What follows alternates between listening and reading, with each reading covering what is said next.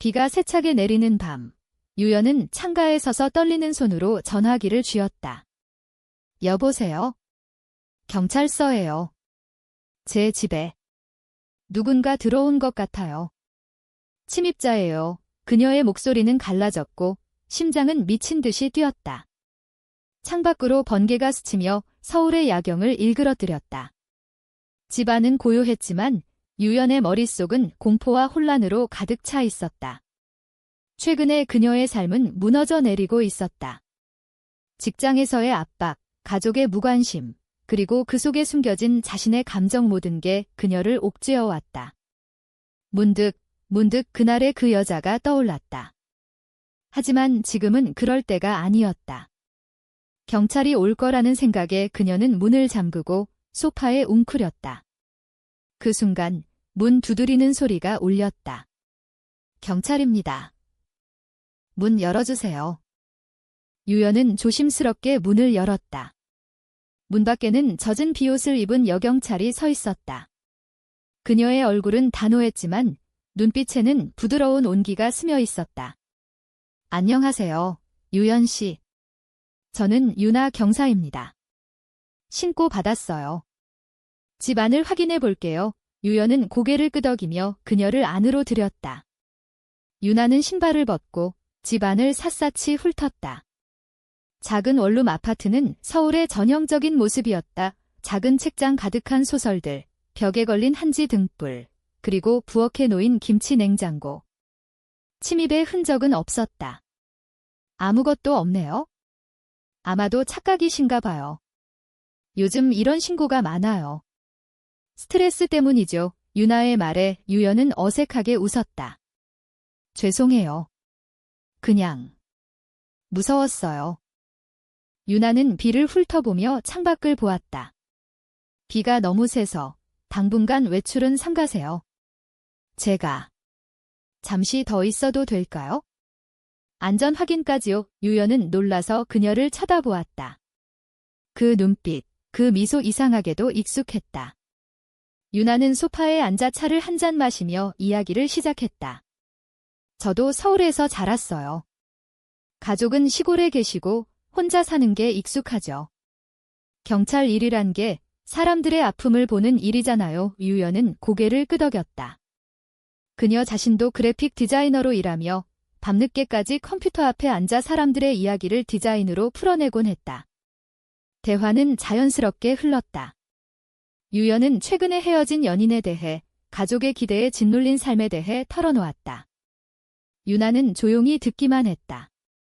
당신의 감정은 잘못된 게 아니에요. 한국 사회가 아직 이해하지 못할 뿐이죠. 밤이 깊어지자 비는 더욱 거세졌다. 유나는 라디오를 켜고 KBS에서 흘러나오는 트로트 노래를 흥얼거렸다. 이 노래, 어렸을 때 엄마가 좋아하시던 거예요. 추석 때 가족 모여서 불렀죠. 유연은 웃었다. 그 순간 그녀의 마음속에 작은 균열이 생겼다. 유나는 침입 신고로 온 경찰이 아니었다. 그녀는 단순한 방문자, 아니, 공감의 화신처럼 느껴졌다. 유연은 부엌에서 라면을 끓여왔다. 먹어요. 한국식 야식이에요. 둘이 함께 먹으며 웃음소리가 방 안을 채웠다. 유연은 유나의 손등에 스치는 손길에 가슴이 떨렸다. 이게 뭐지? 왜 이렇게? 하지만 그녀는 그 감정을 밀어냈다. 사회의 시선, 가족의 기대, 그 모든 게 그녀를 올가매고 있었다. 다음 날 아침, 유나는 일찍 일어났다. 고마워요. 유연 씨, 안전하게 지내세요. 그녀가 떠날 때 유연은 문 앞에서 망설였다. 또 만나요. 유나는 미소 지었다. 경찰서에 오세요. 커피 한 잔 사줄게요. 그 말에 유연의 하루가 밝아졌다. 직장에서 그녀는 스케치를 그리며 유나의 얼굴을 떠올렸다. 강남의 번잡한 거리, 카페의 커피향, 그리고 그 밤의 비, 모든 게 새로웠다. 며칠 후, 유연은 용기를 내어 경찰서를 찾았다. 유나는 책상에서 서류를 정리 중이었다. 왔어요. 기다렸어요. 그들은 근처의 작은 찻집으로 갔다. 홍차를 마시며 유나는 자신의 이야기를 꺼냈다. 저는 여자랑 사랑한 적이 있어요. 하지만 가족이 알면 끝장이죠. 한국에서 우리는 항상 숨겨야 하니까 유연은 그녀의 손을 잡았다. 그 손길은 따뜻했다. 나도 그래요. 하지만 당신과 있으면 숨기고 싶지 않아요. 그들의 만남은 점점 잦아졌다. 주말에 한강공원에서 산책을 하고 명동의 길거리 음식을 먹으며 웃었다. 유연은 유나의 제복 아래 숨겨진 부드러운 면을 알게 되었다. 유나는 경찰로서의 강인함 뒤에 시골에서 자란 소녀의 순수함을 간직하고 있었다. 추석 때 우리 집에 가봤어요. 떡국 끓이는 냄새, 가족들 웃음소리, 그게 한국의 가을이잖아요. 유연은 고개를 저었다. 그녀의 가족은 서울에서 멀어진 지 오래였다. 아버지는 회사 일에 매달려, 어머니는 이웃의 시선에 신경 쓰느라 그녀의 마음을 보지 못했다. 나는 항상 혼자예요. 유나는 그녀를 안아주었다. 이제 아니에요. 하지만 그들의 사랑은 쉽지 않았다. 유연의 친구 중 하나, 지은이가 그들의 만남을 눈치챘다. 유연아, 그 경찰 언니랑 뭐야? 이상해. 지은의 말은 가벼웠지만 유연의 가슴에 상처를 남겼다. 한국 사회의 보수적인 시선이 스멀스멀 다가왔다. 유나는 직장에서 동료들의 농담을 견뎌야 했다. 유나 경사, 남친 없어? 결혼할 때 됐잖아. 그녀는 웃으며 넘겼지만 속으로는 아팠다. 그럼에도 그들은 서로를 지켰다. 겨울이 오자 그들은 남산타워로 갔다. 눈이 내리는 밤, 케이블카 안에서 유연은 유나의 어깨에 기대었다. 사랑해요. 그 말은 속삭임처럼 나왔다. 유나는 그녀의 뺨을 어루만졌다. 나도. 시간이 흘러 봄이 왔다. 벚꽃이 피는 시기, 유연과 유나는 경복궁을 찾았다. 한복을 입고 산책하며 그들은 조선시대의 연인처럼 느껴졌다. 이 궁전, 사랑하는 사람들이 몰래 만나던 곳이었대요. 유나가 말했다. 유연은 웃었다. 우리처럼 그들의 대화는 깊어졌다. 유연은 어린 시절을 털어놓았다. 아빠가 항상 딸은 빨리 시집가야 해라고 하셨어요.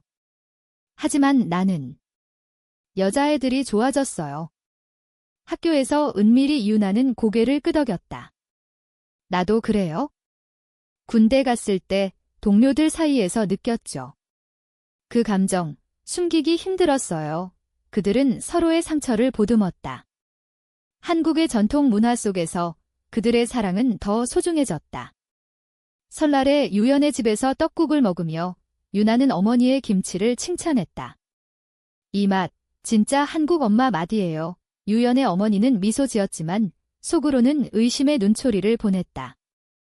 여름이 되자 그들의 관계는 더 뜨거워졌다.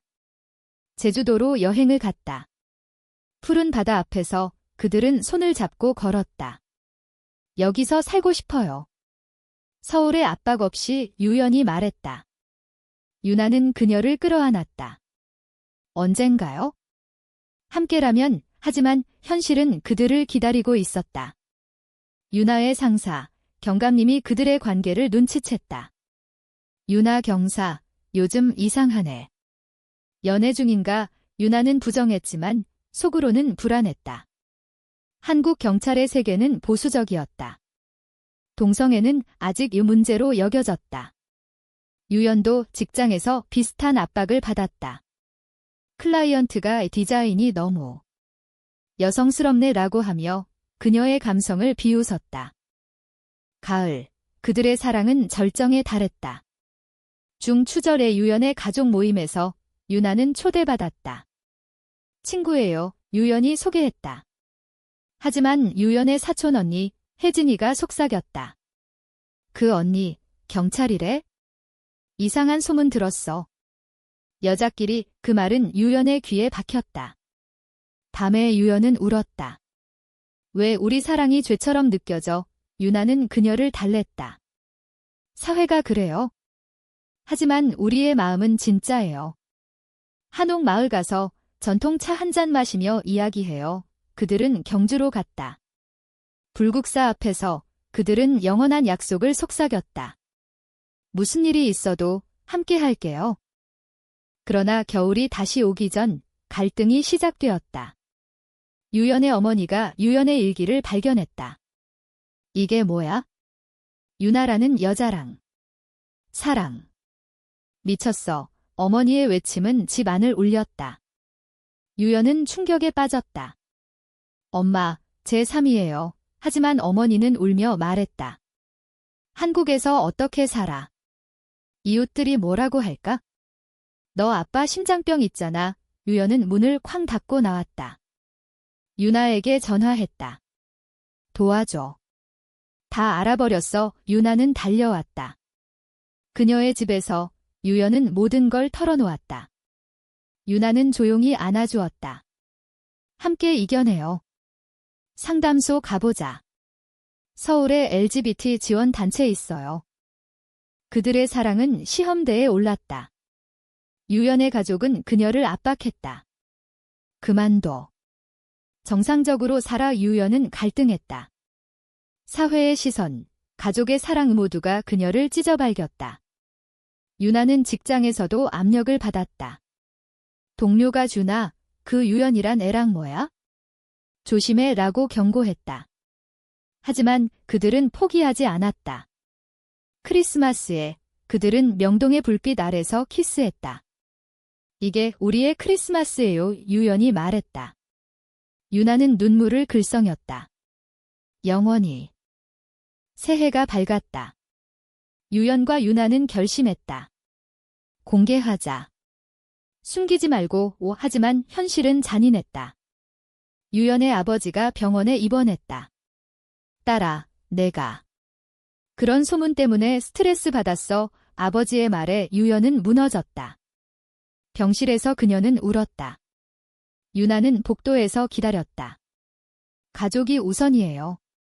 나 때문에. 유연은 고개를 저었다. 아니에요. 당신이 내 가족이에요. 그들은 함께 아버지를 돌봤다. 유나는 따뜻한 죽을 끓여 가져왔다.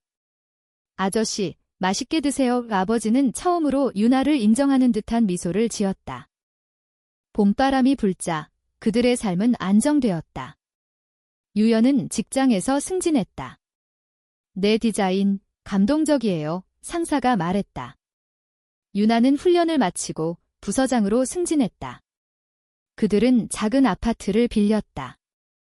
홍대 근처, 거리 예술이 넘치는 곳, 여기서 우리 집 만들어요. 유연이 말했다. 그들은 함께 요리를 했다. 비빔밥에 김치를 넣고 소주 한 잔 기울이며 웃었다. 건강, 한국의 전통 축제처럼 그들의 일상은 축제였다. 하지만 그림자가 드리웠다. 유나의 옛 연인 민지가 나타났다. 유나야, 나 아직도 사랑해. 민지의 연락은 유연의 마음을 흔들었다. 민지는 유나의 과거였다. 대학 시절 그들은 비밀스러운 사랑을 나눴다. 하지만 민지가 결혼을 선택했다. 사회가 용납하지 않아. 이제 민지는 이혼 후 다시 유나를 찾았다. 유연은 그 사실을 알게 되었다. 왜 숨겼어? 유연의 목소리는 떨렸다. 유나는 사과했다. 지난 일이야. 너만 사랑해. 하지만 의심의 씨앗은 싹텄다. 유연은 혼자 한강 다리를 걸었다. 내가 과연 충분할까? 한국 사회의 압박이 그녀를 옥죄었다. 뉴스에서 동성 커플의 차별 소식을 보며 그녀는 절망했다. 여름, 갈등이 폭발했다. 민지가 유나의 집을 찾아왔다. 우리 다시 시작하자. 유연은 그 장면을 목격했다. 당신. 배신자. 유연은 소리쳤다. 유나는 당황했다. 아니야, 민지야 나가. 하지만 유연은 문을 쾅 닫고 사라졌다. 비가 내리는 거리, 유연은 택시를 타고 집으로 돌아갔다. 왜 나한테 이런 일이? 그녀의 눈물은 비와 섞였다. 유나는 쫓아갔다. 유연아. 기다려. 하지만 유연은 전화를 받지 않았다. 그 밤, 유연은 친구 지은이에게 털어놓았다. 배신당했어. 여자들 사이도 똑같아.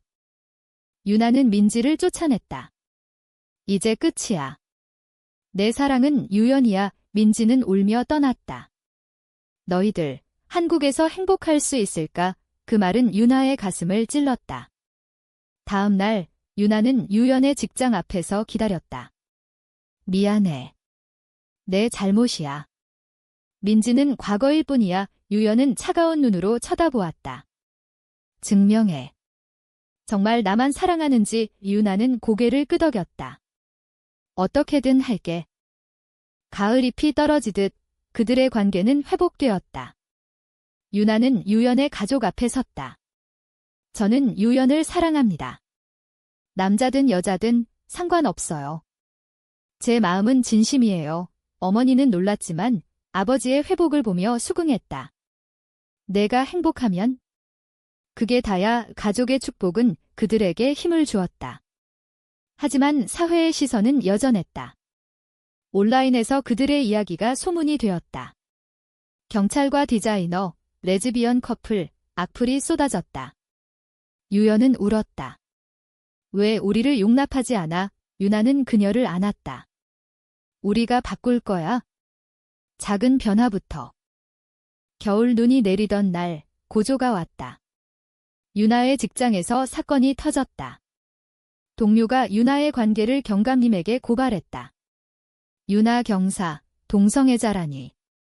부서에 안 좋을 거예요. 경감님은 유나를 불렀다. 사표 낼 아니면 강등이야. 유나는 충격에 빠졌다. 왜요? 제 일에 지장 없는데. 경감님은 한숨을 쉬었다. 한국 경찰은 아직 보수적이야. 상부에서 압력이 와. 유나는 집으로 돌아와 유연에게 말했다. 그만둬야 할지도 몰라. 유연은 울었다. 안 돼. 당신의 꿈인데. 그들은 결정했다. 싸우자. 유나는 인권단체에 도움을 청했다. 서울의 LGBT 센터에서 변호사를 만났다. 소송 걸어요? 차별이에요. 변호사는 말했다. 하지만 과정은 고통스러웠다. 언론이 달려들었다. 경찰의 동성애 스캔들, 헤드라인이 그들을 괴롭혔다. 유연의 직장도 동요했다. 클라이언트가 떠났다. 이미지 안 좋을 것 같아. 유연은 포기하고 싶었다. 우리 헤어지자. 너무 아파. 유나는 고개를 저었다. 안 돼. 이게 우리의 싸움이야. 민지가 다시 나타났다. 이번엔 동정으로. 유나야, 나 도와줄게. 내 남편이 변호사야. 하지만 유연은 의심했다. 또 배신할 거야. 민지는 울었다. 아니야. 나도 후회했어. 너희 사랑, 부러워. 민지의 도움으로 소송이 진행되었다. 법정에서 유나는 증언했다. 저는 경찰입니다. 사람을 지키는 사람입니다. 제 사랑도 지켜주세요. 판사는 고개를 끄덕였다. 차별은 위헌입니다. 승소였다. 하지만 상처는 깊었다. 유나는 부서에서 옮겨졌다. 특별수사팀으로. 작은 승리였다. 봄, 그들은 회복했다. 유연은 새로운 디자인 프로젝트를 시작했다. LGBT 권익을 위한 포스터. 그녀의 작품은 전시회에서 호평을 받았다. 유나는 새로운 팀에서 활약했다. 고마워, 유연아. 내 덕분이야. 그들은 제주로 다시 갔다. 이번엔 약혼처럼. 반지 사자. 유나가 말했다. 은반지를 끼고 바다를 보며 그들은 키스했다. 영원히. 하지만 반전이 있었다. 유연의 어머니가 병에 걸렸다. 암이야. 딸아. 어머니의 말에 유연은 무너졌다. 병원에서 유나는 간호했다. 엄마, 제가 돌볼게요. 어머니는 처음으로 유나를 인정했다. 고마워. 내가 있어서 다행이야. 가족의 화해는 그들에게 평화를 주었다. 여름 축제, 불꽃놀이를 보며 그들은 속삭였다. 우리의 여름이에요. 가을, 민지의 배신이 드러났다. 그녀가 소송 자료를 언론에 유출했다. 미안해. 질투했어. 민지의 고백에 유나는 분노했다. 왜? 민지는 울었다. 너희 사랑이 너무 완벽해서 유연은 용서했다. 우리 이제 자유야. 민지는 떠났다. 그 사건은 그들의 결속을 더 강하게 만들었다.